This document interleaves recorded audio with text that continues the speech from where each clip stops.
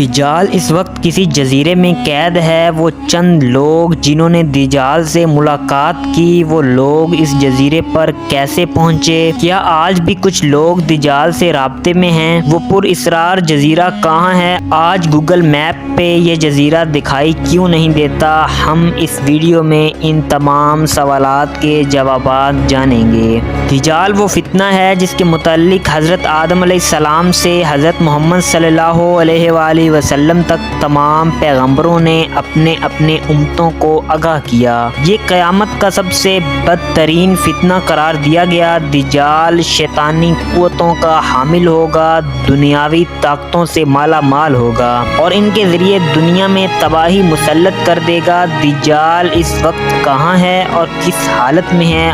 اس کے متعلق ایک عجیب و غریب روایت احادیث کی کتابوں میں ذکر ہوئی۔ لہٰذا حضرت فاطمہ بنت قیس سے روایت ہے کہ ایک دفعہ رسول اللہ صلی اللہ علیہ وآلہ وسلم نماز کے بعد منبر پر تشریف لائے اور فرمایا کہ تمیم داری پہلے نصرانی آدمی تھے، وہ آئے اور مسلمان ہو گئے اور مجھ سے ایک قصہ بیان کیا جس سے تم کو میرے اس بیان کی تصدیق ہو جائے گی جو میں نے کبھی دجال کے متعلق تمہارے سامنے ذکر کیا تھا۔ تمیم داری نے بتایا کہ وہ ایک بڑی کشتی پر سوار ہوئے جس پر سمندر میں سفر کیا جاتا ہے اور ان کے ساتھ قبیلہ لخم اور 30 آدمی اور تھے۔ سمندر کا طوفان ایک ماہ تک جزام کی ان کا تماشا بناتا رہا۔ آخر کار سمندری سفر کے دوران مغرب کی جانب ایک جزیرے پر ان کی نظر پڑی جس کو دیکھ کر وہ بہت مسرور ہوئے اور چھوٹی کشتیوں میں بیٹھ کر اس جزیرے پر اتر گئے۔ جب وہ اس جزیرے پر گئے تو انہوں نے جانور کی شکل کا ایک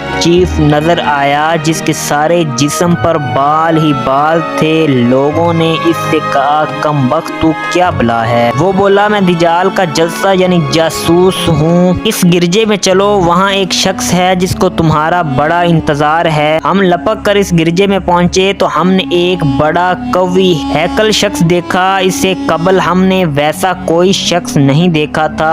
اس کے ہاتھ گردن سے ملا کر اور اس کے پیر گھٹنوں سے لے کر ٹخنوں تک لوہے کی زنجیروں سے نہایت ہی مضبوطی سے جکڑے ہوئے تھے۔ ہم نے اس سے کہا تیرا ناز ہو تو کون ہے؟ وہ بولا تم کو میرا پتہ لگ ہی گیا، اب تم بتاؤ تم کون لوگ ہو؟ انہوں نے کہا ہم عرب کے باشندے ہیں، ہم ایک بڑی کشتی میں سفر کر رہے تھے، سمندر میں طوفان آیا اور ایک ماہ تک رہا، اس کے بعد ہم اس جزیرے میں آ گئے۔ اس نے کہا مجھے یہ بتا کہ بیسان کی کھجوروں میں پھل آتا ہے یا نہیں؟ ہم نے کہا آتا ہے۔ اس نے کہا وہ وقت قریب ہے جس میں پھل نہ آئے۔ پھر اس نے پوچھا اچھا بحریہ تبریہ کے متعلق بتاؤ، اس میں پانی ہے یا نہیں؟ ہم نے کہا بہت ہے۔ اس نے کہا وہ زمانہ قریب ہے جبکہ اس میں پانی نہ رہے گا۔ اس نے پوچھا زبر کے چشمے کے متعلق بتاؤ، اس میں پانی ہے یا نہیں؟ اور کیا اس بستی والے اس کے پانی سے کھیتوں کو سیراب کرتے ہیں؟ ہم نے کہا اس میں بہت پانی ہے اور لوگ اس کے پانی سے کھیتوں کو سیراب کرتے ہیں۔ پھر اس نے کہا اچھا نبی کا کچھ حال سنا؟ ہم نے کہا وہ مکہ سے ہجرت کر کے مدینہ تشریف لے گئے۔ اس نے پوچھا کیا عرب کے لوگوں نے اس کے ساتھ جنگ کی ہے؟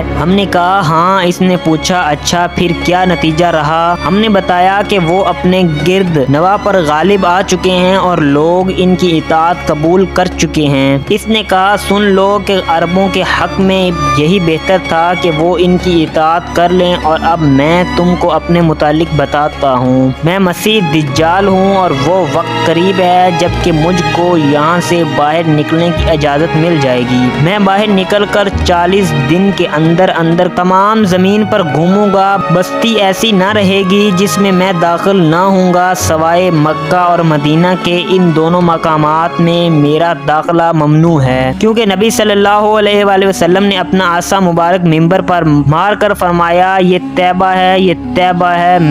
میں تم کو یہی بتایا کرتا تھا، جان لو کہ دجال نہ شام کے سمندر میں ہے اور نہ ہی یمن کے سمندر میں، بلکہ وہ مشرق میں ہے۔ اور نبی صلی اللہ علیہ وآلہ وسلم نے مشرق حضرت تمیم داری اور ان کے ساتھیوں نے جس جزیرے پر دجال سے ملاقات کی تھی اس کا علم آج تک کسی کو نہیں ہو سکا، لیکن اس بارے میں بہت سارے دعوے کیے جاتے رہے ہیں۔ کہ وہ پراسرار جزیرہ کہاں ہے جہاں دجال زنجیروں میں جکڑا قید ہے۔ بعض لوگوں کا گمان ہے کہ بحیرہ عرب میں موجود ہے جہاں دجال قید ہے۔ یہ جزیرہ نہایت ہی عجیب و غریب مقام ہے